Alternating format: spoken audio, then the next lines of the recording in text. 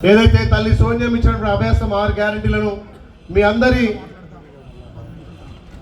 ప్రేమాభిమానంతో మీ అందరి సహకారంతో అధికారంలోకి వచ్చినటువంటి ప్రజాపాలన ఇందిరమ్మ రాజ్యంలో ఏదైతే మాట ఇచ్చినామో ఆ మాట ప్రకారం ఇచ్చినటువంటి హామీలను అమలుపరచడంలో మన ప్రభుత్వం ముందుంది. ఈ తెలంగాణలో మా అక్క చెల్లెలకు మహిళలకు పెద్దపీట వేయాలని చెప్పి గౌరవ ముఖ్యమంత్రి రేవంత్ రెడ్డి గారు ఏ పథకం పెట్టినా మహిళల పేరు మీద పెడుతున్నారు. మహిళలు ఆ కుటుంబంలో ఆదర్శంగా ఆ కుటుంబాన్ని బలోపేతం చేయడంలో మహిళలు ముందుంటారు కాబట్టి ఏ పథకం చేపట్టినా మహిళల పేరు మీద చేపట్టాం కాబట్టి తెలంగాణలో మహిళలకు రైతులకు యువకులకు పెద్దపీట వేసినటువంటి ప్రభుత్వం ఏదైతే రేపు 26 జనవరి నుంచి 4 పథకాలు రైతు భరోసా, ఇందిరమ్మ ఆత్మీయ భరోసా, ఇందిరమ్మ ఇండ్లు, రేషన్ కార్డులు గత 10 సంవత్సరాలుగా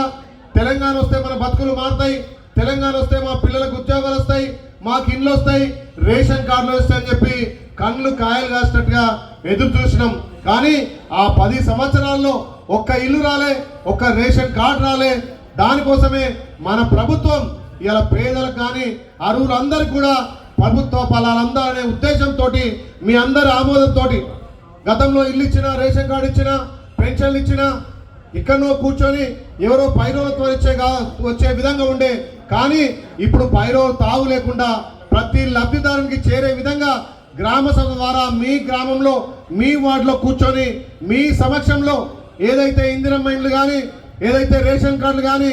ఆత్మీయ భరోసా కానీ, రైతు భరోసా కానీ మీ సమక్షంలోనే సెలెక్ట్ చేయాలని చెప్పి ఈ ప్రజాపాలన గ్రామ సభ ద్వారా ఇవాళ ఎంపిక చేయడం జరుగుతుంది. మీరు ఆలోచన చేయండి. గత 10 ఏళ్ళుగా ఎవరికైతే రేషన్ కార్డు లేదో, రేషన్ కార్డు లేని వారికి కొత్త రేషన్ కార్డులు, రేషన్ కార్డు ఉండి అందులో పిల్లల పేరు నమోదు కాకపోతే వాళ్ళకు కూడా అవకాశం కల్పించేటట్టుగా ఈ గ్రామంలో ఈ 2 వార్డులలో సుమారు 80 మంది కొత్త రేషన్